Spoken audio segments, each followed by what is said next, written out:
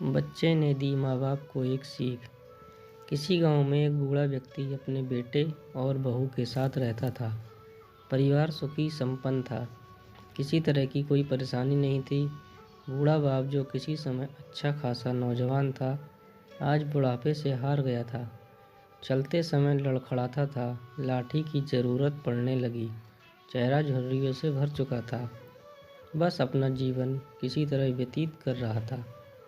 घर में एक चीज़ अच्छी थी कि शाम को खाना खाते समय पूरा परिवार एक साथ टेबल पर बैठकर खाना खाता था। एक दिन ऐसे ही शाम को जब सारे लोग खाना खाने बैठे, बेटा ऑफिस से आया था। भूख ज़्यादा थी सो जल्दी से खाना खाने बैठ गया और साथ में बहू और उसका एक बेटा भी खाने लगे। बूढ़े हाथ जैसे ही थाली उठाने को हुए, थाली हाथ से छिटक गई। थोड़ी दाल टेबल पर गिर गई। बहू बेटे ने घृणा दृष्टि से पिता की ओर देखा और फिर से अपना खाना खाने लग गए। बूढ़े पिता ने जैसे ही अपने हलते हाथों से खाना खाना शुरू किया तो खाना कभी कपड़ों पे गिरता, कभी जमीन पर। बहू ने चिढ़ते हुए कहा, हे राम, कितनी गंदी तरह से खाते हैं।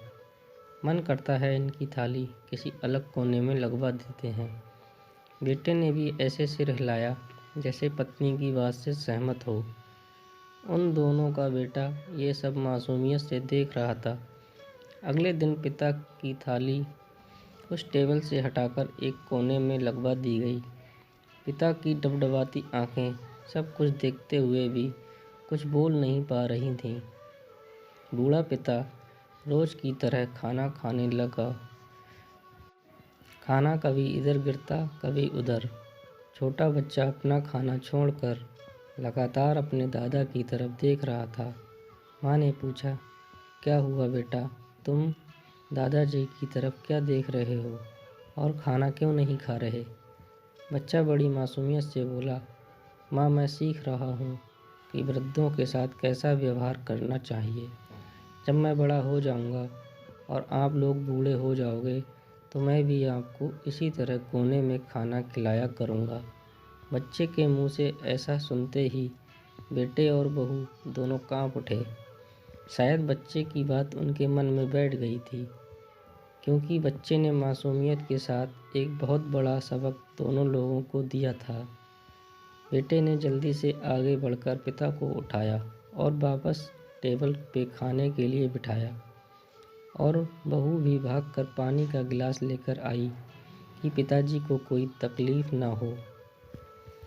माँ बाप इस दुनिया की सबसे बड़ी पूंजी हैं।